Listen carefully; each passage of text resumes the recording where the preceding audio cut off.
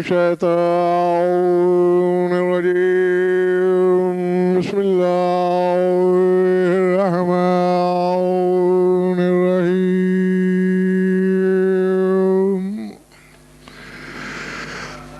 الحمد لله والصلاة على أهلها بعد فقد قال الله تبارك وتعالى في كتابه المجيد وقوله الحق فمن بدله بعدما سمعه فإنما اسمه على الذين يبدلونه إن الله سميع عليم صلوات بابا دے بلند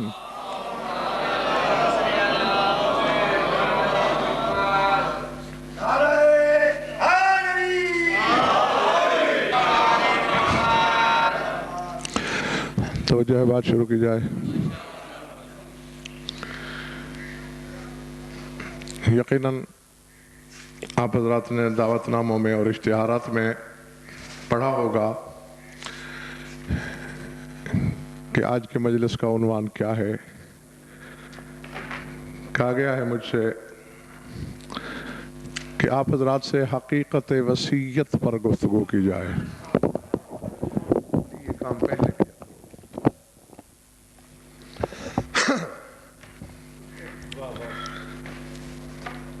ہمارے معاشرے میں گھبراہٹ تو نہیں ہے نا؟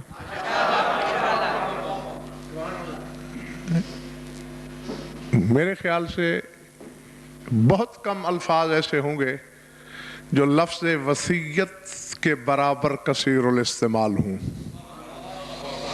عالم ہو یا ان پڑھ، معنی سے روشناس ہو یا نہ، اکثر یہ لفظ زبان زد عوام و خواص رہتا ہے۔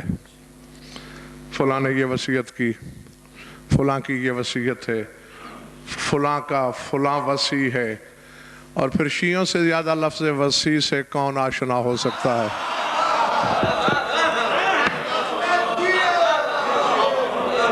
کہ جنہوں نے دن میں 3 مرتبہ 5 نمازوں کے لیے اپنی اذان میں وصی اور رسول اللہ کہہ کے وصیت کا اعلان کرنا ہو، لیکن اتنی کثرت سے بولا جانے والا لفظ یہ بھی ایک حقیقت قاہرہ ہے کہ بہت کم لوگ ہیں ایسے۔ عامت الناس تو پھر عوام ہوتے ہیں، ہر صاحب علم بھی صحیح معنوں میں بکمال جامعیت و معنیت اس کی گہرائی اور گہرائی سے واقف نہیں۔ وصیت مصدر اور اسم مصدر دونوں کے طور پر لغت میں استعمال ہوتا ہے۔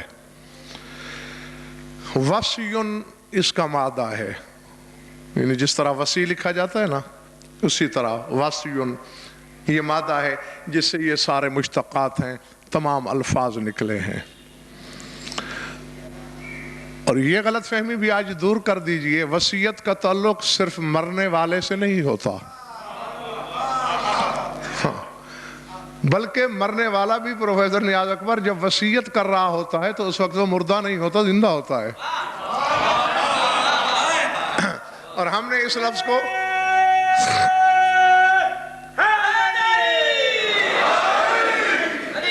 ہم نے اسے مردوں کے ساتھ جوڑ دیا ہے۔ وصیت حکم دینا، وصیت تاکید کرنا، لغوی معنی بتا رہا ہوں آپ کو۔ وصیت کسی کو کسی کے سپرد کرنا، اور بھائی حیدر زمان وصیت کسی کو کسی کی نگہبانی میں دینا۔ عام طور پر آج بھی دیہاتوں میں آپ یہ منظر دیکھتے ہوں گے کہ کسی نے لکڑیاں جمع کی، اتنا گٹھا بنانا ہے، رسی پاس نہیں ہے، کھجور کی نرم شاخیں لے کے اسے رسی کی طرح بٹ کے لکڑیوں کا گٹھا باندھ لیتا ہے، تو وہ جو کھجور کی رسی بنائی گئی ہے اسے عربی میں وصیت کہتے ہیں۔ سمجھ میں آ گئی بات دوستو یا نہیں؟ اور یہی وجہ ہے یعنی رسول کا وسیع امیر کائنات کو کہا ہی اسی تناظر میں گیا ہے کہ چونکہ رسول نے اپنی امت کو علی کی نگہبانی میں دیا،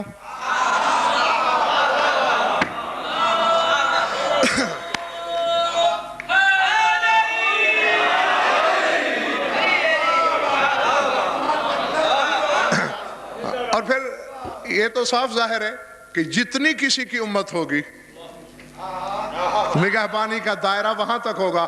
اب رسول کی سرحد حجیت کہاں تک پھیلی ہوئی ہے؟ تبارک الذی نزل الفرقان علی عبدہ لیکون للعالمین نذیرا۔ جتنے جہان ممکن ہے زمانے میں، جو گزر چکے، جو موجود ہیں، جو آنے والے ہیں، جو قیامت سے پہلے ہیں، جو قیامت کے بعد ہیں، جو ازل الازال کے بعد ہیں، ازل سے لے کر ابد الآباد تک جتنے عالم ممکن ہیں، سارے علی کی نگرانی میں۔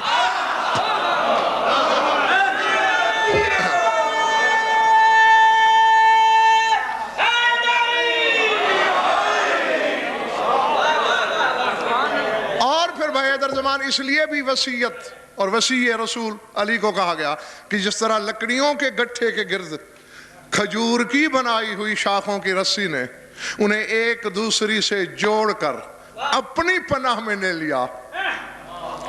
سورہ آل عمران کی اس آیت میں غدیری یہی اشارہ ہے کہ وَاعْتَصِمُوا بِحَبْلِ اللَّهِ جَمِيعًا وَلَا تَفَرَّقُوا، اللہ کی رسی کو مضبوطی سے پکڑنا اور چھوڑنا نہیں۔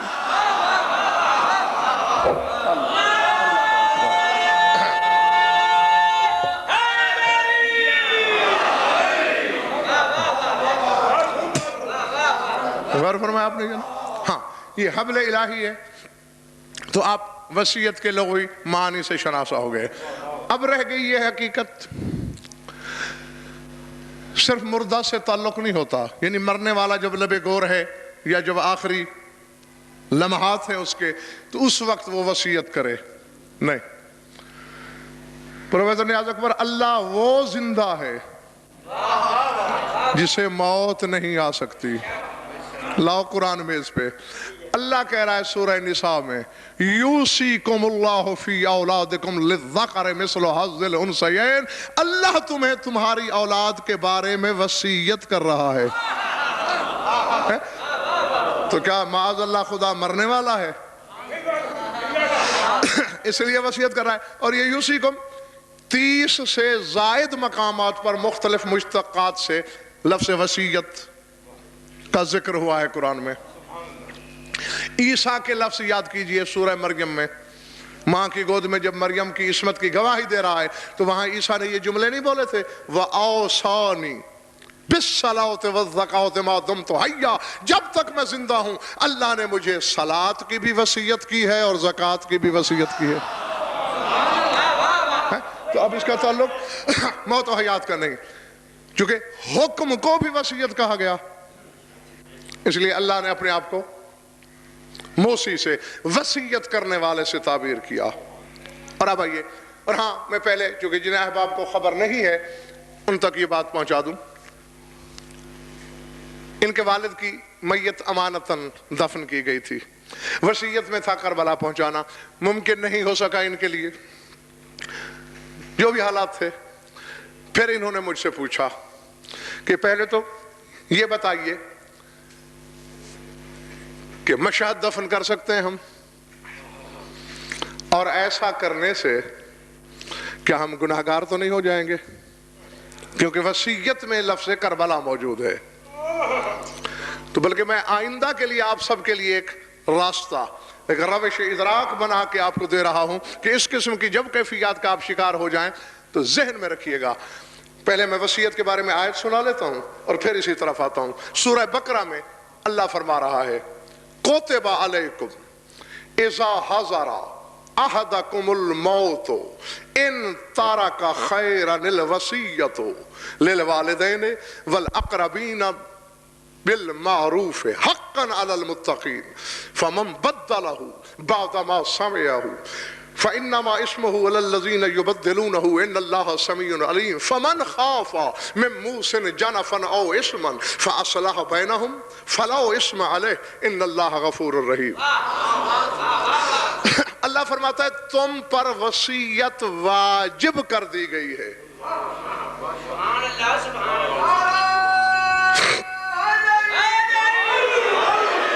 اور یقین مانیے احادیث میں یہ لفظ آئے ہیں کہ جو بندہ مر گیا اور وصیت چھوڑے بغیر مرا وہ ہم اہل بیت کے دین پر نہیں مرا. وہ چاہے جتنا بڑا صاحب ایمان کیوں نہیں, وہ جتنا بڑا کامل الایمان کیوں نہیں, اگر وصیت کے بغیر مرا تو مولانا فرماتے ہیں کم از کم وہ مذہب اہل بیت پر اس نے دم نہیں توڑا. تو اللہ کہہ رہا ہے کوتب علیکم, لکھ دی گئی ہے تم پر وصیت. اور یہ بالکل اسی طرح ہے جس طرح کوتب علیکم الصیام, لکھ دیے گئے ہیں تم پر روزے. ان الصلاۃ کانت علی المؤمنین کتابا موقوتا, مومنین پر نماز لکھ دی گئی ہے. جس طرح نماز اور روزہ واجب اسی طرح وصیت واجب. سمجھ میں آگئی بات دوستو؟ کوتب علیکم, لکھی گئی تم پر وصیت. اور یہ وجوب کب شروع ہوتا ہے؟ دیکھو نا خدا کتنا رحیم ہے. کیونکہ اگر وہ کہتا کہ جوانی میں جس نے وصیت نہ کی تو پھر تو وہ پوری پتہ نہیں کتنی زندگی کے ماہ و سال اس نے ترک واجب کا جرم کرتے ہوئے گزارے. لیکن وہ ہر ایک کا اللہ ہے اور بڑا شفیق ہے, بڑا رحیم ہے, بڑا کریم ہے. وہ کہتا ہے اذا حضر احدکم الموت, یہ واجب اس وقت ہوتی ہے جب موت تمہارے سامنے ہو. ہاں, موت سے پہلے اگر تم نے کر لی ہے تو وہ تمہارے ایمان کی تکمیل کی دلیل ہے, ورنہ ترک واجب کے مجرم نہیں ہو تم. ہاں البتہ جب تم نے موت کو سامنے دیکھ لیا, خدا نخواستہ حادثے کی صورت میں یا کوئی ایسی تکلیف اور بیماری کی صورت میں کہ جس میں بچنے کی توقعات بہت کم تھیں, تو وہاں تم پر وصیت واجب ہو گئی. اور اب لکھیے گا ایک ایک لفظ کو لوح دل پر تاکہ آپ حقیقت وصیت سے روشناس ہو سکیں. اور آگے بھی شرط ہے, کون سی؟ ان تارکا خیران الوصیت. وصیت واجب کب ہوئی؟ اگر تم نے کوئی مال چھوڑا ہے تو. جی یعنی وصیت کا وجوب ترک, ہاں شاد بھائی, یعنی اگر ترکہ ہے تمہارا, تم نے کوئی مال چھوڑا تو واجب ہے وصیت. کس کے لیے واجب ہے؟ للوالدین والاقربین, والدین کے لیے اور قریبی ترین رشتہ داروں کے لیے. قربا نہیں, اقرب, زیادہ قریب, جو قریب سے بھی زیادہ قریب ہیں, ان رشتہ داروں کے لیے. کیسی وصیت؟ بالمعروف, کوئی اچھی وصیت کر جاؤ اپنے ترکے میں سے. پیچھے والے دوستوں کی سمجھ میں آ رہی بات؟ جب موت سامنے ہے بھائی ادھر زمان تو وصیت واجب والدین کے حق میں اگر وہ زندہ ہیں اس وقت, اقربین جو قریبی ترین رشتہ دار ہیں. مثلا آپ کا بھائی بھی موجود ہیں اور بیٹے بھی, بھائی سے آپ کا بیٹا آپ کا زیادہ قریبی ہے. آپ کے پوتے موجود ہیں اور بیٹے موجود ہیں, پوتوں سے بیٹا زیادہ قریبی ہے. یعنی جو زیادہ قریب ہے دوسرے سے اسے آپ اولیت دیں گے وصیت میں. اور یہاں آج بھائی ادھر زمان اس مسئلے کو بھی حل کرتا چلوں, بڑے بڑے علماء پریشان ہیں اس معاملے میں کہ اگر دادا کی زندگی میں بیٹا مر گیا ہے تو پوتے کو حق نہیں جاتا. بھائی شریعت قانون قربت کو بیان نہیں کرتی, وہ قانون اقربیت کو بیان کرتی ہے. اب یعنی ایک باپ کے دو بیٹے ہیں, ایک مر گیا, اس کا بیٹا تھا, اب ایک بیٹا زندہ ہے. چونکہ پوتا بیٹے کا بیٹا ہے اور بیٹا خود باپ کا بیٹا ہے, تو اس لیے بیٹا پوتے کے مقابلے میں قریبی نہیں بلکہ اقرب ہے. تو شریعت فوقیت اس کو دیتی ہے. لیکن یہ کس جاہل نے آپ کو بتایا کہ پوتے کو آپ کچھ دیں ہی نہیں؟ ہاں میرا چیلنج ہے شاگرد اس کے ممبر سے لے کر نجف اشرف کے حوضہ علمیہ تک, مجھے وہ آیت دکھاؤ جہاں اللہ نے روکا ہو کہ پوتا محروم الارث ہے. کوئی حدیث رسالت دکھاؤ جہاں رسول نے فرمایا کہ خبردار اگر پوتے کو دمڑی دی اس صورت میں تو مجرم ہو جاؤ گے. کوئی قول معصوم دکھاؤ. نہیں, اس نے تو قانون اقرب کو بیان کیا کہ زیادہ قریبی وہ ہے, لیکن واجب کر دی گئی ہے تم پر وصیت اپنے قریبیوں کے لیے کہ اگر تم مال چھوڑ کے جا رہے ہو تو قریبیوں کے لیے بھی اچھی سوچ کے جاؤ. اور اسی لیے جائیداد کا ایک ثلث یعنی 1/3 اس کا حق ہے وصیت کرنے والے کو. ہاں اور اس معاملے میں نیاز اکبر اتنا صاحب اختیار ہے وصیت کرنے والا کہ معصوم فرماتے ہیں کہ اگر اس نے اپنی جائیداد کا 1/3 کسی یہودی اور نصرانی کا نام بھی لگا دیا ہے تو تمہیں تبدیل کرنے کا اختیار نہیں. جی شریعت اسے تبدیل نہیں کرتی. تو وہ جو 1/3 کا اختیار ہے تمہارے پاس وہ پوتے کے حق میں استعمال کر لو یا کسی ایسے قریبی رشتہ دار کے حق میں استعمال کر لو کہ جس کا حق مارا گیا ہے. تو قرآن نے تمہیں منع تو نہیں کیا. تو اس صورت تھک تو نہیں گئے ہو. اس صورت میں وصیت پر عمل واجب. اب اگلا حصہ 3 حصوں میں پڑھی تھی میں نے آیت. ایک حصے کا ترجمہ آپ نے سن لیا. آگے فرمایا فَمَن بَدَّلَهُ بَعْدَ مَا سَمِعَهُ. اب جس نے بھی تبدیل کیا اس وصیت کو سننے کے بعد فَإِنَّمَا إِسْمُهُ عَلَى الَّذِينَ يُبَدِّلُونَهُ. تو اس پر گناہ ہوگا جو اس وصیت کو تبدیل کرے گا.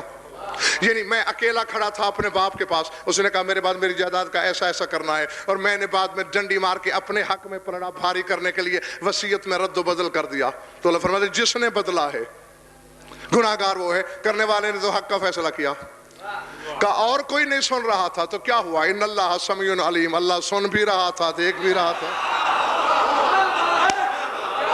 اللہ اکبر.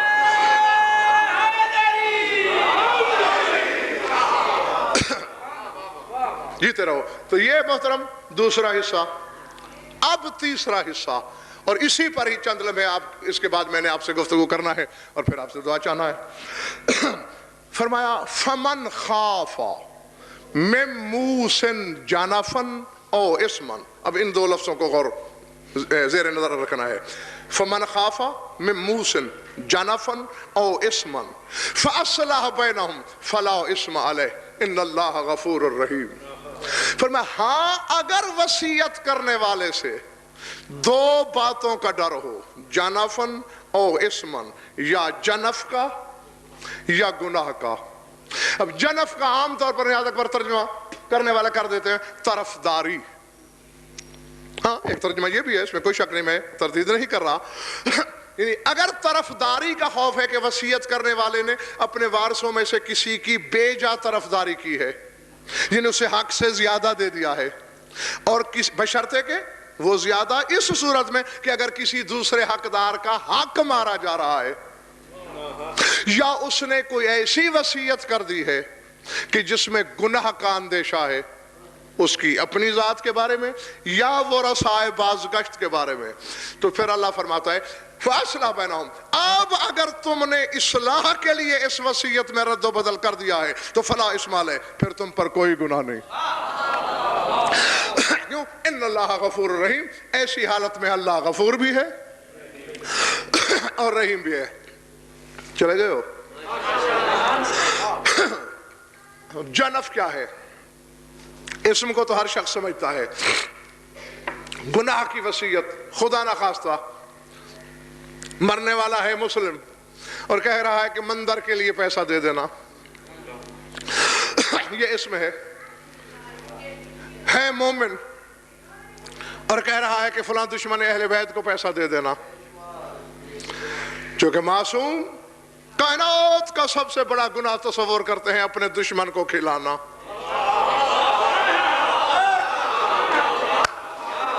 جاگنا. یہ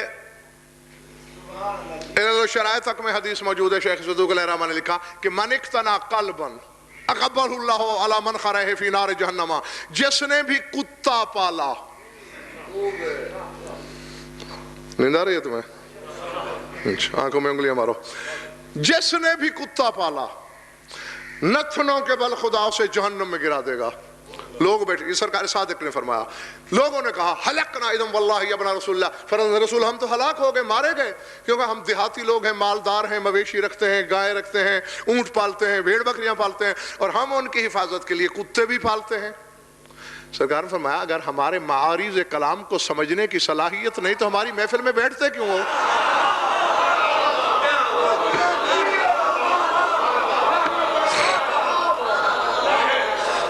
فرمایا لست آنی ذات اربعین انما آنی ذو رجلین. فرمایا میں 4 ٹانگوں والے کتے کی بات نہیں کر رہا، 2 ٹانگوں والے کتے کی بات کر رہا.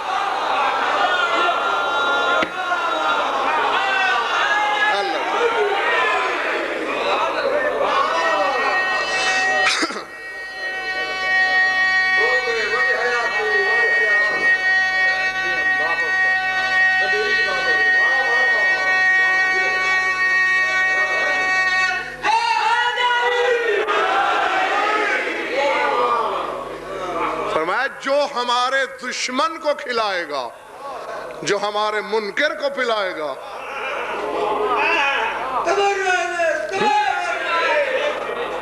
یعنی حالانکہ کتنے اللہ خان رحیم اور کریم ہیں اور خلق عظیم کے مالک ہیں یہ لوگ، لیکن اپنے منکر کو کتے سے کم سمجھتے ہی نہیں. ہاں، رسول سے لے کر 12ویں تک سب کی نظر میں حقیقت وصیت پر بات ہو رہی ہے. وصیت کیا ہوتی ہے اس پر پہلے لغوی اور وہ نحوی بحث ہو چکی، دیر سے آئے ذرا. تو اب یہ گناہ تھا، یعنی 2 ٹانگوں والے کتے کو کھلانا گناہ. یعنی مولا نے اپنے منکر کو 2 ٹانگوں والے کتے سے تعبیر کیا ہے. ہاں، رسول نے مشرک کو کتا کہا تھا، رسول کا بیٹا کلمہ پڑھنے والے کو بھی کتا کہہ رہا ہے جو ان کے فضیلت کا انکاری ہے. تو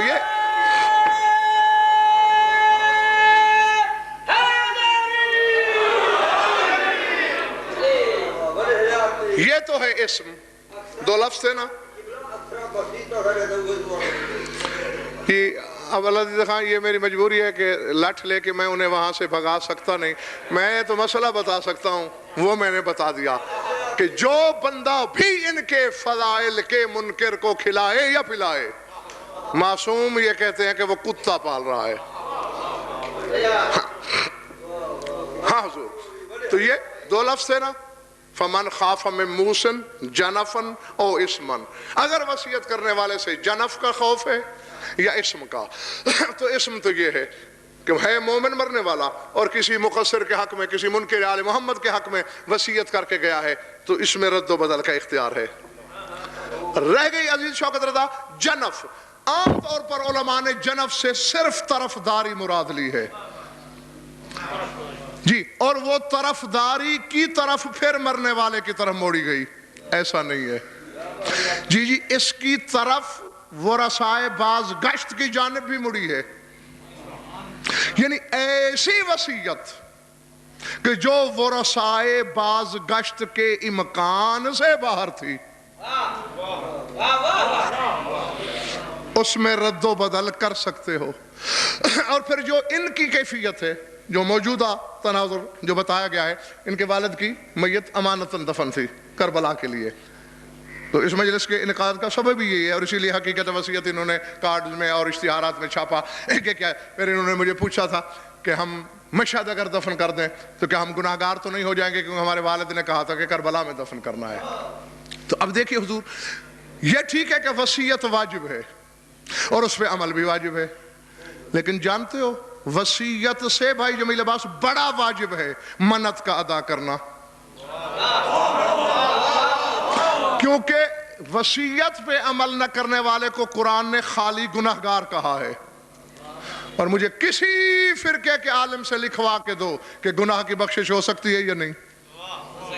ہو سکتی ہے بھائی، توبہ کر لو بخشا گیا، کسی شفیع نے شفاعت کر لی بخشا گیا، رحمت ایزدی پہنچ گئی بخشا گیا. یعنی اسم کی بخشش کے 1001 طریقے ہیں، لیکن منت ادا نہ کرنے والے کے لیے پتہ ہے کیا لفظ ہے قرآن میں؟ پڑھو سورہ دہر کو، یوفون بالنذر ویخافون یوما کان شرہ مستطیرا. جو لوگ منت ادا کرتے ہیں اور اس دن کے شر سے ڈرتے ہیں جو سروں پہ پھیلا ہوا ہے. یعنی منت نہ دینے والے کو اللہ نے قیامت کے شر سے ڈرایا ہے، جبکہ وصیت پہ عمل کرنے والے کے لیے ایسی دھمکی نہیں ہے. تو منت اس سے بھی بڑی بات ہے، بڑی منزل ہے. مان کے نہ دینا بہت بڑے واجب کا ترک ہے. اور آؤ میں تمہیں کتاب میں دکھاؤں. ایک شخص تمہارے امام ششم کے سامنے بیٹھا ہے، مولا میں بڑا پریشان ہوں کہ کہیں میں گنہگار نہ ہو گیا ہوں. مولا نے فرمایا وہ کیسے؟ فرزند رسول میں نے منت مانی تھی کہ اگر اللہ نے مجھے بیٹا دیا تو میں اس کا نام محمد رکھوں گا. اور میری بیوی ذرا ملنگ مزاج کی ہے، بیٹا ہو گیا ہے، میں 2 دن لڑتا رہا ہوں اس سے کہ میں نے نام محمد رکھنا ہے کیونکہ میری منت یہی ہے. چونکہ وہ ملنگنی قسم کی ہے نا مولا، اس نے کہا نہیں میں نے تو اس کا نام علی رکھنا ہے.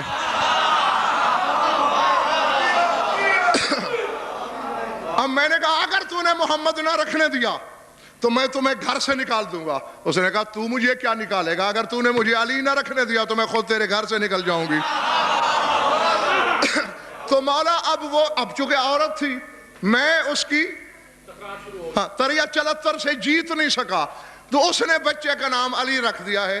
اور وہ علی علی کے نام سے پکارا جاتا ہے. وہ اسے علی علی پکارتے ہیں اور میرا دل دھک دھک کرتا ہے کہ میں کہیں منت کے ترک کے جرم میں قیامت والے شر مستطیر کی زد میں تو نہیں آؤں گا. مولا نے تکیے کی ٹیک چھوڑ دیا اور مسکرا کے فرمایا اما تعلم ان محمد هو علی و ان علی هو محمد. تو جانتا نہیں محمد ہی علی ہے، علی ہی محمد ہے. ہمارا پہلا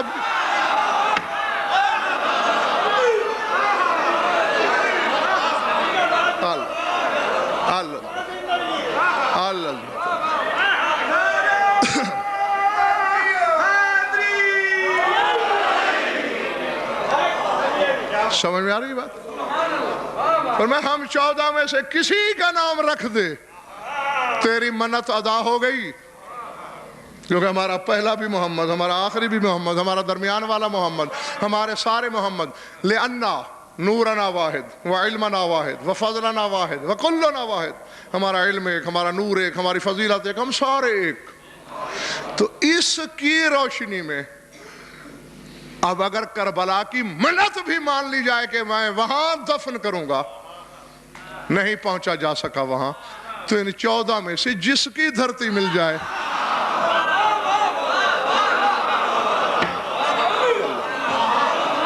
اللہ. ہاں تو میں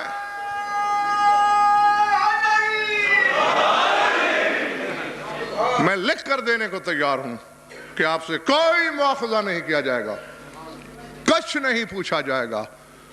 ویسے بھی ہاں یہ ضرور ہے کہ اگر سہل العمل ہے وصیت آپ کے لیے تو کیجئے.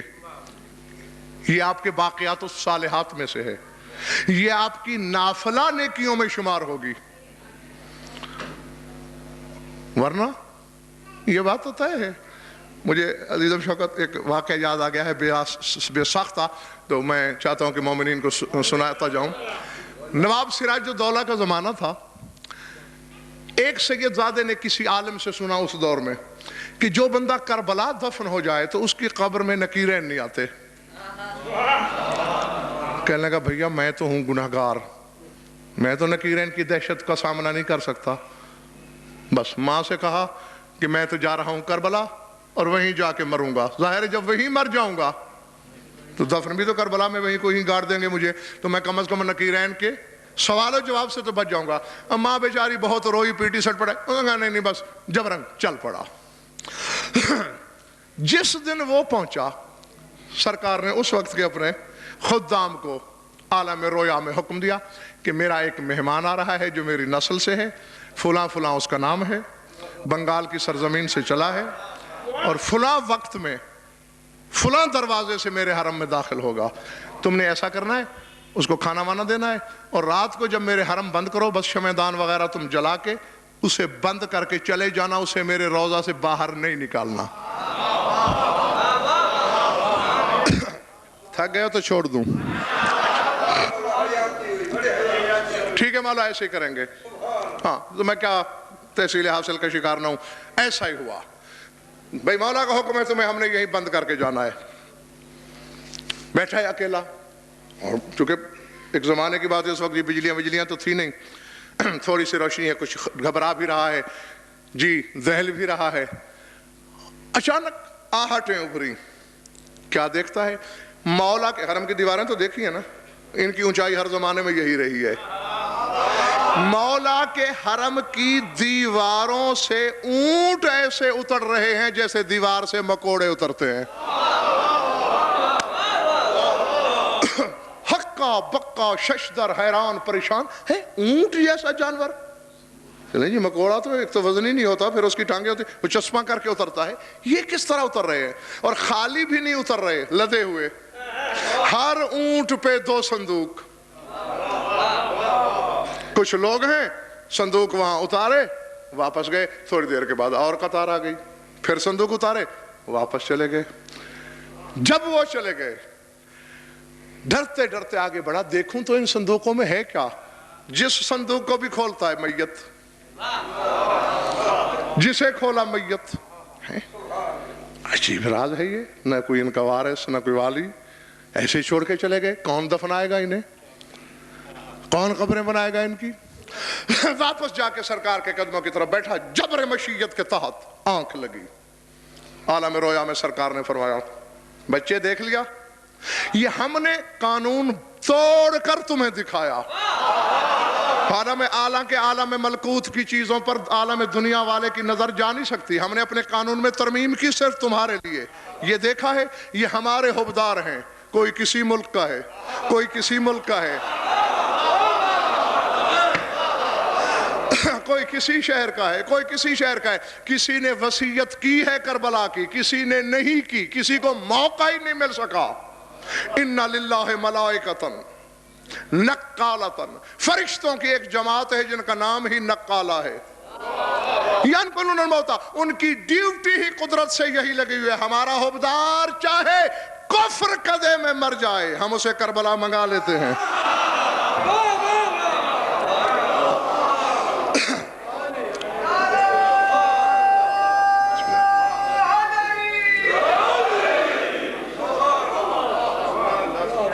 تمہاری ماں بیچاری پریشان ہے، وہ رو رہی ہے، واپس چلے جاؤ.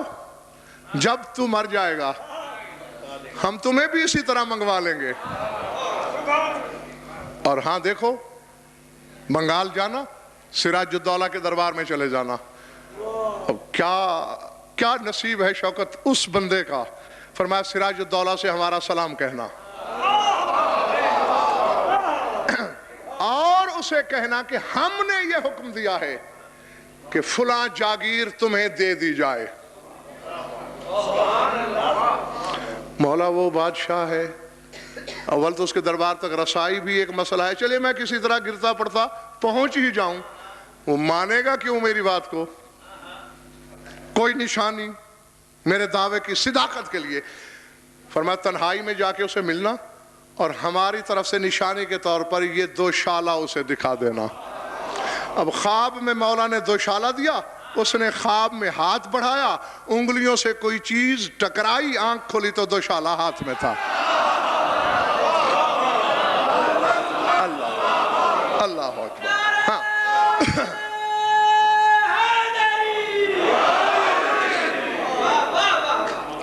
تک تو نہیں گئے دوست؟ دیکھا خواب کی صداقت پہ مزید یقین ہو گیا. طے مراحل کے بعد بنگال پہنچا، بڑی مشکل سے. بہرحال پھر لمبی کہانی ہے، میں وقت ضائع نہ کروں. کہا حضور مجھے تنہائی میں آپ سے کچھ کہنا ہے. مولا نے سلام کہا ہے آپ کو، اور ساتھ ہی فلاں جاگیر میرے نام منتقل کرنے کا حکم دیا ہے. حضور نے کہا جاگیر کی کیا بات ہے، پورے تخت و تاج کا مالک اکبر کا بابا ہے، وہ سارا اس کی جوتیوں پہ نچھاور کر سکتا ہوں، لیکن کوئی نشانی کوئی علامت کہ ہاں بادشاہ سلامت. مجھے بھی پتا تھا کہ آپ مجھ سے یہی پوچھیں گے. تو مولا نے نشانی کے طور پر یہ 2 شالہ دیا ہے. سراج الدولہ نے تالی بجائی. اس نے کہا 2 ننگی تلواروں والے اس سید زادے کو اپنی نگرانی میں رکھو. توہین نہیں کرنی، تلخ بات بھی نہیں کرنی، اونچی سانس بھی نہیں لینی، میری واپسی تک بس یہ زیر نگاہ ہے. وزیر حیران پریشان. بادشاہ سلامت وہ کیوں؟ ابھی تم ہاتھ چوم رہے تھے کہ مولا کے سلام لایا. تلواروں کے پہرے میں کہنے لگا وہ اس لیے کہ یہ 2 شالہ میں نے اپنی بہن کے میت پہ ڈالا تھا جسے میں نے بنگال میں دفنایا.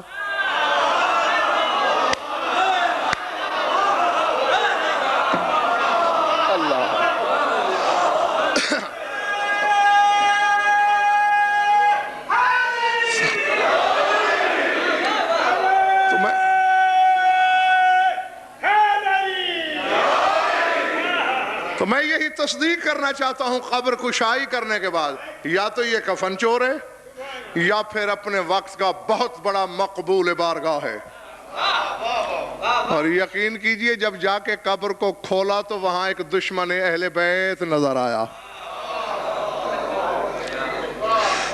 اس وقت میرے مولا کی بات کی سچائی عملاً سب کے سامنے آ گئی کہ واقعی ارض خبیث میں مومن دفن ہو جائے تو کربلا چلا جاتا ہے، اور ارض طیب میں کوئی منافق دفن ہو جائے جی اللہ اکبر. ہاں تو جو بھی ارض طیب میں دفن ہو جائے پھر وہ وہاں نہیں رہتا، تبدیل ہو جاتا ہے. تو مطلب یہ ہے کہ آپ کو دونوں صورتیں میں نے بتا دیں. نہیں کربلا ہو سکتے، حکومت کی طرف سے اجازت نہیں ملتی ہے، یا مصارف اتنے ہیں جو آپ کی قوت برداشت سے باہر ہیں، کسی معصوم کی ذریعے تک اگر آپ کی رسائی ہے تو یوں سمجھ لیں کہ آپ اپنی منت سے، وصیت سے، حکم سے عہدہ برا ہو گئے. اور جو ایسا نہیں بھی کر سکتے انہیں اس لیے نہیں گھبرانا چاہیے، یا جو وصیت نہیں کرتے اس ڈر کے مارے کہ جی ہماری جائیداد تو ہی نہیں، ہمارے وارث تو اپنی روٹی بڑی مشکل سے پوری کرتے ہیں، تو ہمیں کربلا یا مشہد یا سامرہ کس طرح لے جائیں گے.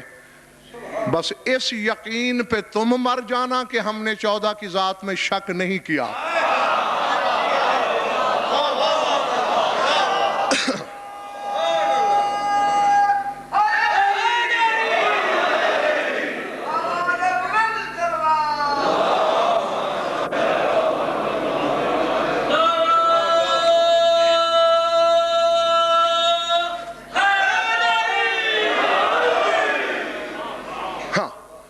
یہ جو حکم شریعت تھا وہ بتا دیا. اور راستے میں غدیرے سے آج گڑھ مہاراج سے واپسی پہ نا باتیں ہو رہی تھیں، تو اب جو بات اتفاقاً سامنے آ گئی ہے تو اس کو دہرا بھی رہا ہوں، اور جو حقیقت ہے وہ بھی آپ تک پہنچا رہا ہوں، بلکہ اس حقیقت کو پہنچانا بھی میرا عالمانہ وظیفہ اور فریضہ ہے. عام طور پر کہا جاتا ہے نا بھائی یہ شریعت کی باتیں ہیں اور یہ طریقت کی باتیں ہیں، اور سمجھنے والے جاہل یہ سمجھتے ہیں کہ شاید طریقت اور شریعت کا آپس میں کوئی تصادم ہے. لعنت بھیجو ہر اس روش پر جو شریعت کے ظاہر سے ٹکرائے، چاہے کوئی بھی کرے. جی شوکت اللہ خدا کی قسم، شریعت، طریقت، حقیقت کوئی الگ چیزیں نہیں، تینوں چیزوں کے مختلف بھائی جمیل عباس تطورات کا نام ہے. نہیں میں آپ کو ایک پہلے مثال سمجھاتا ہوں پھر حدیث سناتا ہوں. بادام دیکھا نا، بادام، اب لفظ کیا بولا جا رہا ہے؟ بادام. لیکن مجھ سے قرآن اٹھا لو، در حقیقت یہ تین چیزیں ہیں. ایک چھلکا ہے جسے توڑو گے اس سے گٹھلی نکلے گی، جسے مغز کہتے ہو، یعنی پہلے چھلکا پھر مغز اور اس مغز میں روغن. پلے پڑی یہ بات یا سر سے گزر گئی؟ یعنی چھلکا بھی ہے، مغز بھی ہے، روغن بھی ہے، اور تینوں چیزوں کا نام بادام ہے. یہ نہیں کہ روغن کا نام بادام ہے اور مغز کا نہیں، یا مغز کا نام بادام ہے اور چھلکے کا نہیں، بلکہ پہلا تو نام ہی چھلکے کا ہے، ابھی مغز بھی چھپا ہوا ہے اور روغن بھی چھپا ہوا ہے، اور آپ چھلکا کو دیکھ کر بادام بادام بادام کہہ رہے ہیں. تو بس چھلکے کا نام شریعت ہے، مغز کا نام طریقت ہے، اور روغن کا نام حقیقت ہے. اللہ سمجھ میں آ رہی بات دوستو؟ العظمت للہ. اور آؤ بس حدیث سنو، اور میرے خیال اسی پہ پھر مجھے سمیٹنا بھی پڑ جائے گا شاید. حدیث رسالت ہے. فرمایا الشریعت اقوالی، جاگنا، الشریعت اقوالی والطریقت افعالی والحقیقت احوالی والمعرفت راس مالی والعقل سلاحی والعلم صاحبی والتوکل ازاری والقناعت کنزی والصدق منزلی والیقین ماوایا والشوق مرقبی والفقر فخری وبہی افتخر علی سائر الانبیاء والمرسلین۔ پتہ نہیں علماء فقط الفخر فقری کا ٹکڑا پڑھتے ہیں، آگے پیچھے کیوں نہیں پڑھتے یہ میں نہیں بتا سکتا، پوری حدیث یہی ہے۔ اور میرا خیال ہے تمہارا موڈ ہی نہیں ہے ترجمہ سننے کا۔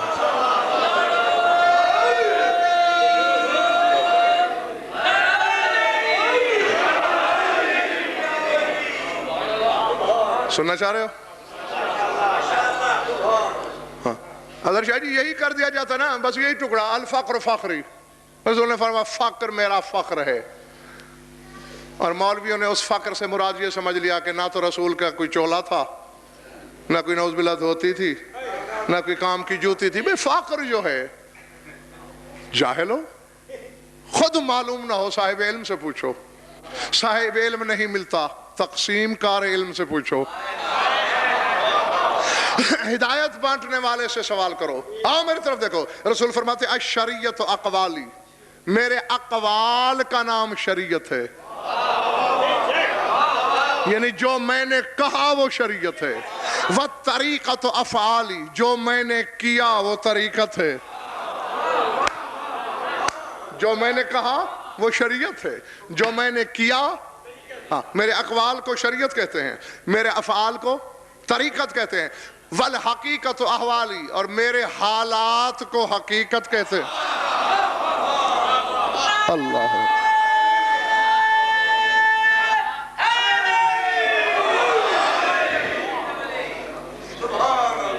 پوری کا ترجمہ کر ہی دوں۔ وَالْمَعْرِفَةُ رَاسُ مولی، اور فرمایا معرفت میرا سرمایہ ہے۔ اللہ اکبر۔ کم از کم ایک خمسہ مجھے ملے شوکت، خدا کی قسم، پھر میں اس حدیث کی کچھ تشریح کروں۔ ہاں بس آج تو صرف ترجمے پہ گزارا کرو۔ وَالْمَعْرِفَةُ رَاسُ مالی، معرفت میرا سرمایہ ہے۔ وَالْعَقْلُ سِلَاحی وَالْعِلْمُ صَاحِبی، اور عقل میرا ہتھیار ہے۔ ساری کائنات تلواروں سے لڑتی ہے، اور جہاں دنیا کا ہر ہتھیار کند ہو جائے وہاں میں علم سے لڑتا ہوں، عقل سے لڑتا ہوں۔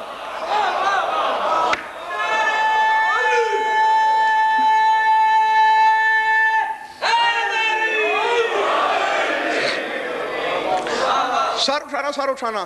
اگر شاہ جی آج ایک حقیقت کی طرف بھی اشارہ کرتا چلوں، جو کہ بات اتفاقاً اس ڈگر پہ آ پہنچی ہے خود بخود۔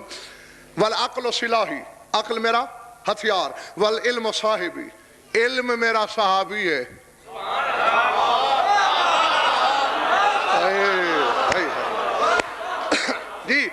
جی اللہ اکبر، قانون صحابیت کو سمجھ لیا نا۔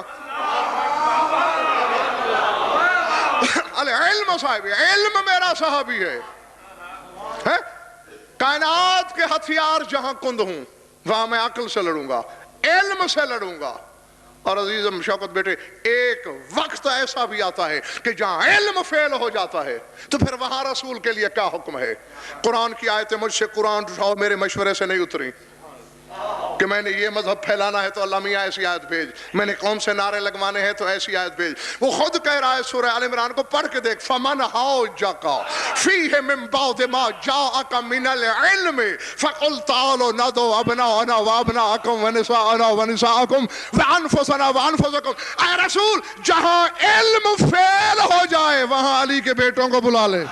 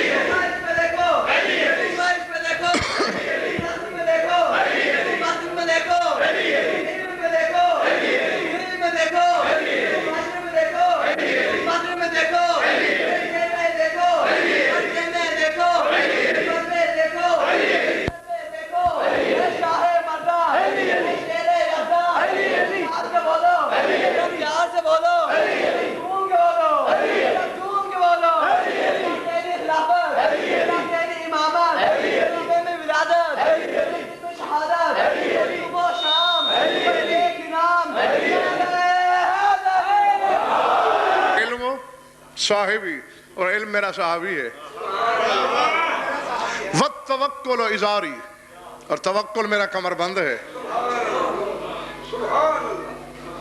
جیسے اللہ نے کہا ہے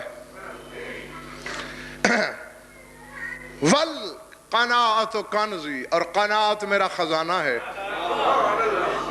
وَالصِّدْقُ مَنْزِلِي وَالْيَقِينُ مَاوَايَا، سچائی میری منزل ہے، یقین میرا ٹھکانہ ہے.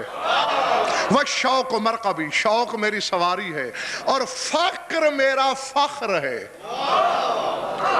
نہیں رسول نے کیا فرمایا؟ مفلسی تو نہیں کہا رسول نے. بھائی جب میرے پاس رسول نے یہ نہیں کہا کہ افلاس میرا فخر ہے، نکبت میرا فخر ہے، بے زری میرا فخر نہیں. الفقر، یہ فقر کیا ہے؟ پڑھو سورہ آل عمران کو. یا ایھا الناس انتم الفقراء الی اللہ واللہ هو الغنی. اللہ کہتا ہے کائنات کا ہر بندہ فقیر ہے، بس اللہ غنی ہے.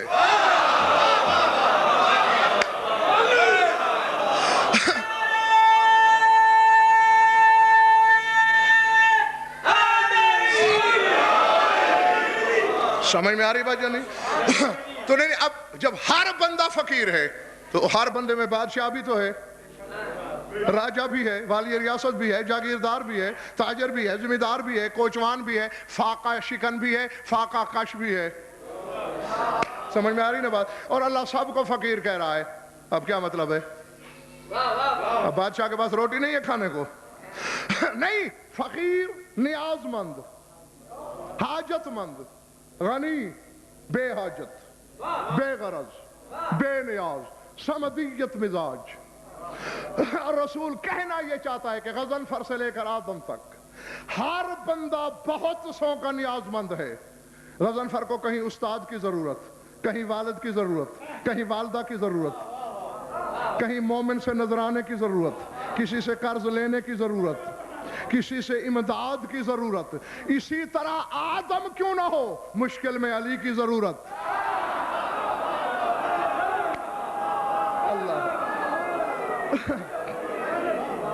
کائنات میں ہر بندے کو غضنفر سے آدم تک بہت سو کی ضرورت ہے، مجھے صرف اللہ کی ضرورت. مجھے اللہ کے سوا اور کسی کی حاجت نہیں. خدا کے سوا جو بھی ہے وہ میرا حاجت مند ہے. اس لیے فرمایا الفقر فخری، یہ نیاز مندی جو اس کی طرف ہے یہی تو میرا فخر ہے کہ میں کسی اور کا حاجت مند نہیں. وَبِهِ أَفْتَخِرُ عَلَى سَائِرِ الْأَنْبِيَاءِ وَالْمُرْسَلِينَ، اور اسی بات پر میں تمام انبیاء پر، رسولوں پر فخر کرتا ہوں. تو شوکت بیٹے، یہ پیغام میرا جہاں بھی یاد آئے واجب ہے تم پر ہر مجمع میں پہنچانا کہ رسول جس کو یہ ناز ہے کہ مجھے اللہ کے سوا کسی کی حاجت نہیں، اور میں بھی تسلیم کرتا ہوں کہ واقعی حسنین کے نانا کو سوائے خدا کے کسی کی حاجت نہیں، تو اتنا بڑا بے نیاز خیبر میں یا علی مدد کہنے پہ مجبور ہے.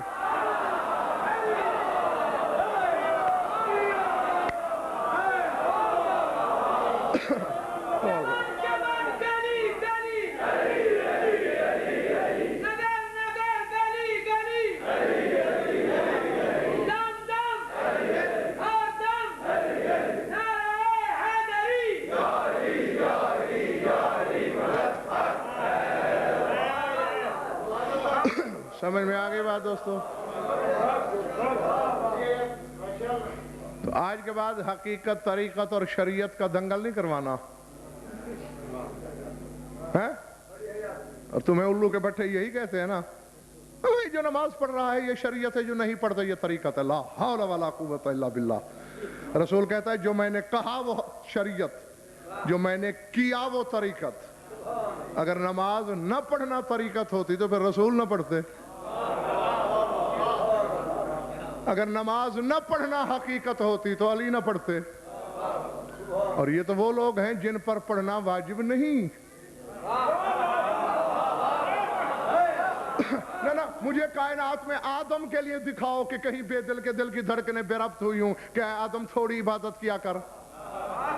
یہ ان کو جو روکتا رہتا ہے اس لیے کہ ان کو بھائی حیدر اللہ نے عبادت کے لیے بنایا ہی نہیں ہے. تو جنہیں عبادت کے لیے نہیں بنایا وہ بس نہیں کرتے. اور جنہیں عبادت کے لیے بنایا وہ کہتا ہے جی ہم طریقت کی منزل پہ پہنچ گئے ہیں. یہ طریقت نہیں، یہ حماقت ہے، یہ جہالت ہے. اور پھر یہ ہے ان کے لیے بھائی جمیل باز کسی کام کا کرنا ضروری نہیں، جو انہوں نے کہہ دیا چاہے نہیں کیا وہ سنت ہوگی. علم اصول میں جو مجتہدین کو درس خارج پڑھایا جاتا ہے، علم اصول، اس میں یہ سنت کی تعریف ہی یہی ہے کہ معصوم کا قول سنت، معصوم کا فعل سنت، معصوم کی تقریر سنت. یعنی معصوم نے جو فرما دیا وہ سنت ہے، چاہے خود نہ کیا ہو. فرمایا نہیں، کوئی کام خود کر دیا، فرمانے کی ضرورت نہیں رہی، کر جو دیا یہ سنت. نہ کہا نہ کیا، کسی نے، تقریر کیا ہے، کسی نے کوئی کام کسی معصوم کے سامنے کیا اور معصوم نے اسے روکا نہیں، یہ بھی سنت. کیونکہ اگر وہ خلاف شریعت ہوتا تو معصوم پہ واجب تھا. اسی تناظر میں شوکت بیٹے ہم نے عزاداری کو دیکھا کہ یہ کتنی بڑی شریعت ہے. رونا سنت، ماتم سنت، ختم ہو گئی بات میری. خون ریزی سنت. اور یہ تینوں قول، فعل اور تقریر کے میزان پہ پورا اتر رہے ہیں. رونا سنت، معصوم خود روئے. سمجھ میں آگئی بات؟ ماتم سنت، معصوم نے کہا کرو.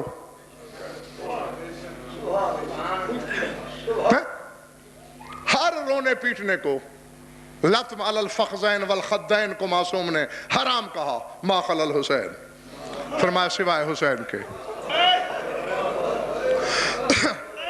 تو یہ قولاً سنت. جی، اور حیران ہو کے دیکھ رہے ہیں لوگ میرے چہرے کی طرف کہ خون ریزی کیسے سنت ہے. پہلی بات تو یہ ہے کہ سجاد کا یہاں سے خون بہانا بہت بڑی فعلی سنت تھی. اور آج پردہ غیب میں تمہارے امام زمانہ کا لہو رونا،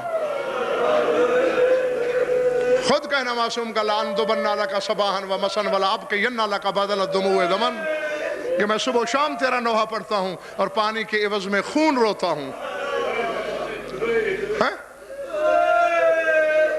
اب یہ گھروں میں جا کے سوچنا، رویا جا رہا ہے حسین پر. حسین کے بعد کتنے امام گزرے؟ حسین کے بعد پہلا امام سجاد، آخری قائم. پہلا بھی لہو رو رہا ہے اور آخری بھی پردہ غیب میں لہو رو رہا ہے. ہاں، اس حقیقت میں کیا پوشیدہ ہے؟ دفتر کے دفتر لکھے جا سکتے ہیں اس پر. تو یہ آنکھوں سے خون کا نذرانہ دے رہے ہیں. اگر تم دے سکتے ہو خون ریزی نہ کرو. اور اس کے برعکس میں نے اسے دلالت تقریر کے میزان میں تولا.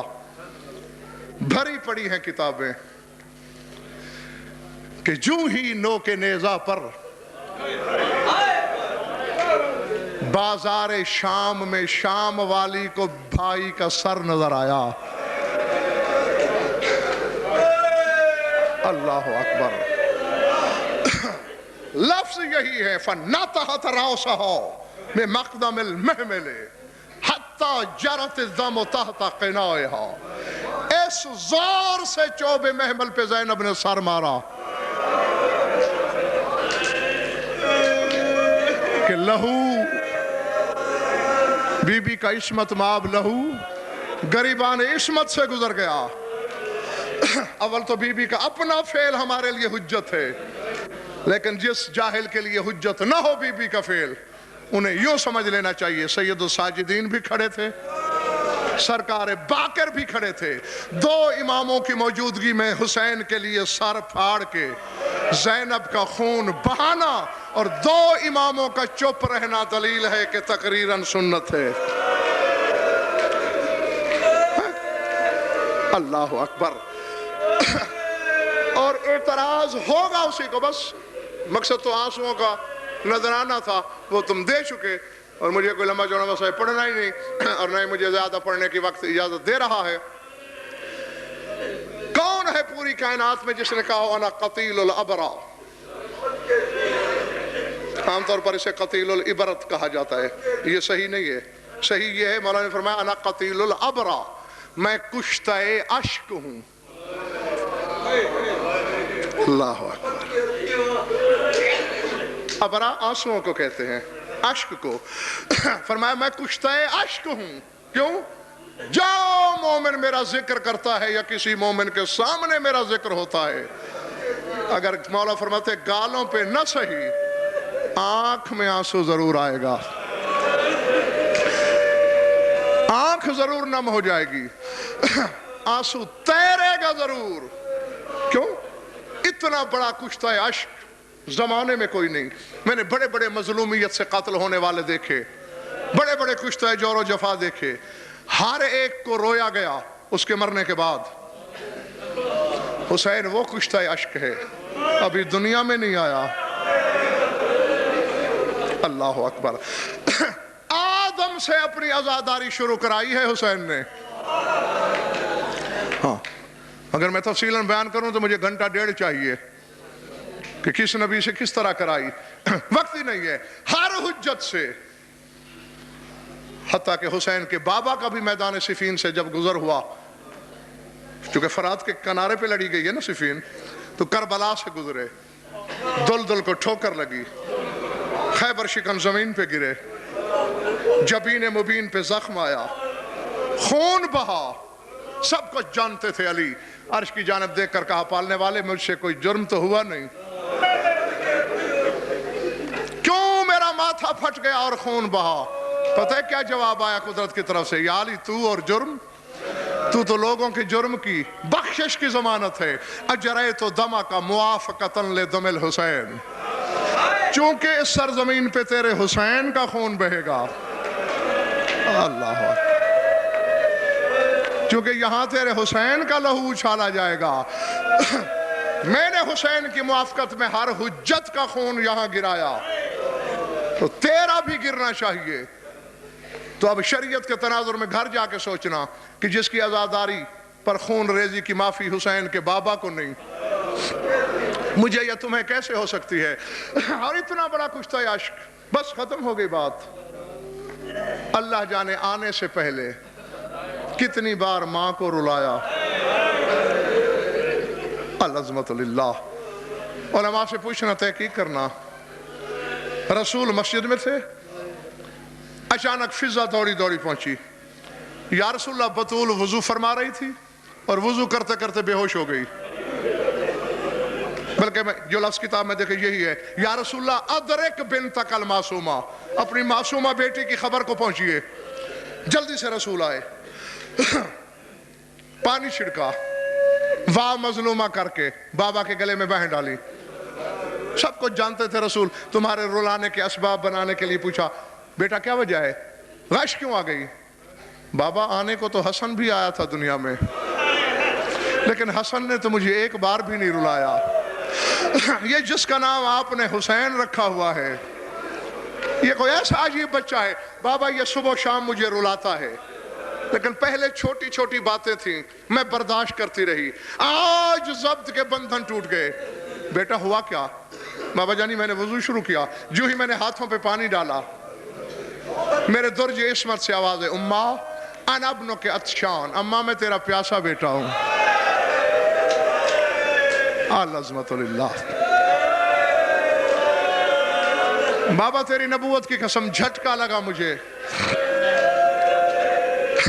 لیکن میں نے ضبط کیا، وضو جاری رکھا. بابا میں نے کلی کی، پھر آواز ہے، اماں انا ابنک عریان، اماں میں تیرا بے کفن بیٹا ہوں. بابا ذرا انصاف کر، جسے بیٹا دنیا میں آنے سے پہلے کہے میں بے کفن ہوں، اس ماں کے کلیجے پہ کیا محشر گزر جائے گا. بابا تیری نبوت گواہ ہے، میں نے پھر بھی برداشت کیا. بابا میرے ضبط کے بندھن وہاں ٹوٹے، جو ہی میں نے منہ پہ پانی ڈالا، اچانک آواز ہے، یا اماں انا ابنک سہکان، اماں میں تیرا پامال ہو کے پس جانے والا بیٹا ہوں. اسی سے لفظ صحیح کا نکلا ہے. سہکان اس پسے ہوئے کو کہتے ہیں. مجھے نہیں پتا کہ کس کے سینے میں پتھر کا جگر ہے اور کس کے ہاں گوشت کا ہے۔ تیرے چوتھے امام سے پوچھا گیا کہ سوہقان کی تشریح اور حقیقی مطالب کیا ہیں؟ مولا فرمایا سوہقان اس مظلوم کو کہتے ہیں کہ جس کی بہن مقتل میں لاشے پہ آئے تو مٹی کو ہاتھوں میں اٹھا کے کہنا پڑے کہ میرا بھائی ادھر موجود ہے یا ادھر موجود ہے۔ تو بطول نے کہا جو آنے سے پہلے کہہ رہا ہو اماں میری لاش کی اس طرح پامالی ہو جائے گی کہ زینب کو تیرے حسین کے اجزاء اور خاک شفا میں فرق نہ وَسَيَعْلَمُ الَّذِينَ ظَلَمُوا أَيَّ مُنْقَلِبٍ يَنْقَلِبُونَ أَلَا وَلَعْنَةُ اللَّهِ عَلَى الْقَوْمِ الظَّالِمِينَ۔ بار الہ مجلس اعضاء کو منظور و مقبول فرما، بانیان کی مسائل کو شرف قبولیت میں شرف فرما، مومنین مومنات کی شرکت مبدل بسعادت فرما، ہماری یولیدہ بیانی قبول فرما، جس غرض کے لیے مجلس منعقد ہوئی اسے غایت المرام تک پہنچا، مجلس کا ثواب عسکری حسن تقی حسن کے والد ماجد کی روح پر فتح کو پہنچا، جميع مومنین و مومنات کے جو حاجات و عادل و شریعت کے نزدیک جائز ہیں پورے فرما۔ ہماری لاکھوں دعاؤں کی ایک دعا ہے ہمارے وارث کا جلد ظہور فرما۔ اللہم کن ولیک الحجۃ بن الحسن صلواتک علیہ وعلی آبائہ فی هذه الساعۃ وفی کل ساعۃ من ساعات اللیل والنہار ولی وحافظ وقائد وناصر ودلیل وعینا حتی تسکنہ ارضک طولا وتمتعہ فیہا طویلا یا رب محمد وآل محمد عجل فرج آل محمد ربنا تقبل منا انک انت السمیع العلیم بجاہ محمد واہل بیتہ الطیبین الطاہرین المعصومین۔